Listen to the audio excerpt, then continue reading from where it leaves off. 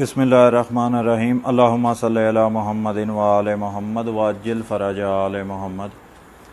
मुअज़्ज़ज़ सामीन किराम, अक्सर हमारे गैर अहले तशय्यो हज़रात अपनी महफ़िलों में बैठ कर इस चीज़ का ज़िक्र करते हैं, शिया के ऊपर इल्ज़ाम लगाते हैं कि शिया माज़अल्लाह सहाबा को नहीं मानते और हज़रत अबू बकर उमर उस्मान की खिलाफत को भी नहीं मानते। सबसे पहले मैं यहाँ पर यह अर्ज़ करता चलूँ कि असहाबे रसूल सल्लल्लाहु अलैहि वसल्लम को माज़अल्लाह ना मानना और हज़रत अबू बकर उमर उस्मान की खिलाफत से इख्तलाफ रखना या उनकी खिलाफत को ना मानना, ये दोनों अलग चीज़ें हैं। इनको आपस में मिक्सअप नहीं किया जा सकता। जैसे कि अगर कोई शख्स हज़रत अबू बकर उमर उस्मान की खिलाफत को ना माने, इसका मकसद ये या इसका मतलब ये हरगिज़ नहीं है कि वो असहाब को नहीं मानता। अब मज़ीद ऐसे लोगों की खिदमत में मैं ये भी अर्ज़ करता चलूँ कि आप अपने लोगों को ये भी बताया करें कि शिया इनको क्यों नहीं मानते और क्या मानते हैं। अगर नहीं मानते तो किस वजह से नहीं मानते, क्योंकि ऐसे लोग ये समझ लेते हैं कि शिया इनके वजूद का ही इनकार करते हैं। यानी तारीख़ इस्लाम में ऐसी शख्सियात गुजरी ही नहीं थी हज़रत अबू बकर उमर उस्मान जैसी, और शिया ये तक नहीं मानते। ऐसा बिल्कुल भी नहीं है। अगर इनकी खिलाफत की बात की जाए तो जिस तरह आपकी बड़ी मेन स्ट्रीम किताबों में जो आपकी मुस्तनद किताबें हैं, जो इनकी खिलाफतें कायम होने के जो तरीक़ाकार थे, वो हम भी मानते हैं कि बिल्कुल ऐसा ही हुआ था। जैसे जब सरकार मुस्तफ़ा सल्लल्लाहु अलैहि वसल्लम ने दुनिया से पर्दा फरमाया तो सकीफ़ा बनी साइदा में जो गठजोड़ किया गया या जो चंद लोग वहाँ पर जमा थे, उनके दरमियान कुछ मुठभेड़ भी हुई, लड़ाई झगड़ा भी हुआ, एक दूसरे के गिरेबान भी फटे, सर भी फटे। अभी गिरेबान तो कन्फर्म है, लेकिन उस दौर में शायद आगे मज़ीद इतने भी लोगों के नुकसान हुए होंगे, क्योंकि अगर इलेक्शंस हो रहे हों या सियासी बेस पर अगर किसी को मुंतखब किया जाए तो इस तरह की चीज़ें अक्सर पेश आती रहती हैं।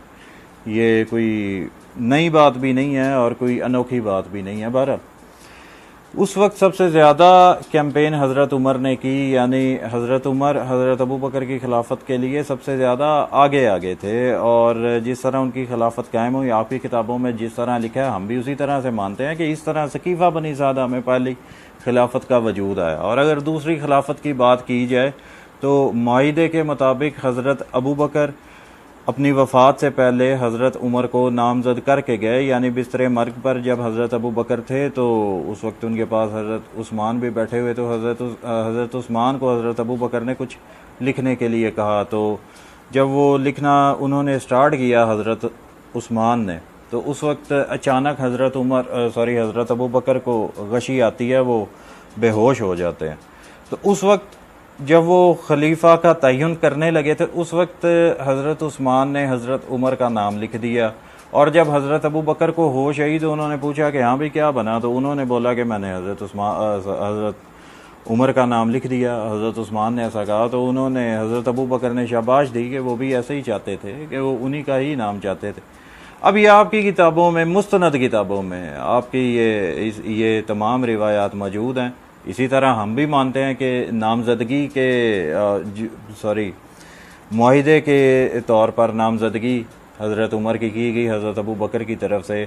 इस तरह दूसरी खिलाफत का वजूद आया। और अगर तीसरी खिलाफत की तरफ जाते हैं तो जिस तरह हज़रत उमर ने कमेटी 6 रुकनी शुरा की कमेटी तश्कील दी थी, तमाम लोगों को पता था कि ये हज़रत उस्मान की खिलाफत के तमाम बंदोबस्त हो चुके हैं। मौला अली इब्न अबी तालिब अलैहिस्सलाम को भी इस चीज़ का इल्म था, उनको पहले ही फैसले से इल्म हो चुका था कि किसको खलीफा बनाया जाएगा, क्योंकि हज़रत उमर कमेटी ही इस तरह की बना कर गए थे। इस तरह आपकी तीसरी खिलाफत वजूद में आती है। इसी तरह ही हम भी मानते हैं जिस तरह आपकी किताबों में लिखा हुआ है। तो अब मैं ये पूछना चाहता हूँ कि अब इससे मज़ीद आप लोग क्या चाहते हो? अगर आप लोग ये चाहते हो कि जिस तरह आप लोग इनकी खिलाफतों को मानते हैं उसी तरह हम भी माने, भाई हम तो बिल्कुल नहीं मानेंगे, क्योंकि हमारे पास फरामीन रसूल सल्लल्लाहु अलैहि वसल्लम मौजूद हैं, जिसमें मौला अली इब्न अबी तालिब अलैहिस्सलाम की खिलाफत बिला फसल का जो हमारा अकीदा नज़रिया है, हमारे इस अकीदे नज़रिए की कुरान की बेशुमार आयात हैं जो हमारे अकीदे की तईद करती हैं। और फरामीन रसूल सल्लल्लाहु अलैहि वसल्लम मौजूद हैं जो हमारे अकीदे की हकानियत का मुँह बोलता सबूत हैं, यानी मौला अली अलैहिस्सलाम की खिलाफत या खिलाफत बिला फसल के जो हमारे पास एविडेंस हैं या जो हमारे पास सबूत हैं या जो जिन चीज़ों पर हमारा अकीदा है वो तो कुरान और हदीस से साबित है। तो जिस तरह आप हजरात इनकी खिलाफतों को मानते हो, यानी हज़रत अबू बकर, उमर, उस्मान की, आपके अकीदे आपको मुबारक हों, लेकिन आप हमारे ऊपर ज़बरदस्ती नहीं थोप सकते। और वैसे भी हज़रत अबू बकर, हज़रत उमर, उस्मान की खिलाफत को मानना या ना मानना, इससे कुफर और इस्लाम का कोई ऐसा मसला नहीं पेश आता। यानी ऐसा नहीं है कि अगर इनकी खिलाफत को कोई ना माने वो दायरा इस्लाम से बाहर हो जाएगा, और अगर कोई मान ले तो वो पक्का सच्चा मोमिन होगा, ऐसा बिल्कुल भी नहीं है।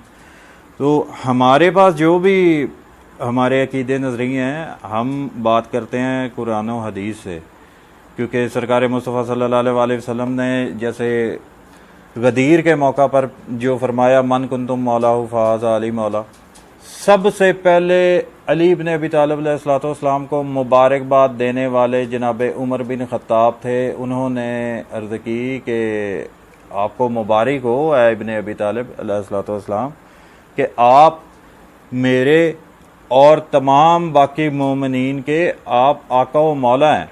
उन्होंने सबसे पहले मुबारक हज़रत उमर ने दी थी, और हज़रत उमर ने हज़रत अली को अपना मौला, आका, सरदार तस्लीम किया था। तो ये कैसे हो सकता है कि खादम का मुकाम ऊपर और आका व मौला सरदार का मुकाम जो है वो नीचे हो? अब दो ही रास्ते हैं कि जिस तरह हज़रत उमर ने कहा कि आप आज से आप तमाम मोमिनीन के और मेरे भी मौला बन चुके हैं। अब आपके पास दो रास्ते हैं, या तो आप हज़रत उमर को मोमिन ना मानो, और अगर आप हज़रत उमर को मोमिन मानते हो तो उनको अली इब्न अबी तालिब अलैहिस्सलाम का खादम मानो, ये फ़र्ज़ है आप पर, क्योंकि और यही हकीकत भी है। तो अब हज़रत अबू बकर की अगर बात की जाए तो हज़रत अबू बकर से भी बेशुमार रिवायात हज़रत अबू बकर से मरवी। उनका ये अकीदा था, वो कहा करते थे कि अली इब्न अबी तालिब अलैहिस्सलाम के चेहरे को तकना इबादत है। यानी हज़रत अबू बकर के भी बकौल अली बिन अबी तालिब अलैहिस्सलाम के चेहरे को तकना, देखना इबादत है। तो अब जिसके लिए या जिनके लिए, यानी हज़रत अबू बकर के लिए अली बिन अबी तालिब अलैहिस्सलाम के चेहरे को देखना हज़रत अबू बकर के लिए इबादत है, तो फिर ये कैसे हो सकता है कि हज़रत अबू बकर का रुतबा मुकाम मौला अली अलैहिस्सलाम से माज़अल्लाह नकले कुफर नबाशत ज़्यादा हो? ऐसे बिल्कुल भी नहीं हो सकता। और अगर हज़रत उस्मान की बात की जाए, आप लोगों के अकीदे नज़रिए के मुताबिक हज़रत अबू बकर और हज़रत उमर का जो मुकाम है वो हज़रत उस्मान से ज़्यादा है। तो जिनके मुकाम हज़रत उस्मान से ज़्यादा हों और उनके मुकाम मौला अली अलैहिस्सलाम से कम हो हकीकत में, तो फिर हज़रत उस्मान भी, अब आप लोग देख लो कि अगर मौला अली का हज़रत उस्मान के साथ मुकाबला किया जाए तो मौला अली अलैहिस्सलाम कहाँ पर खड़े हैं और हज़रत उस्मान कहाँ पर हैं, बल्कि इनका कंपैरिजन नहीं किया जा सकता।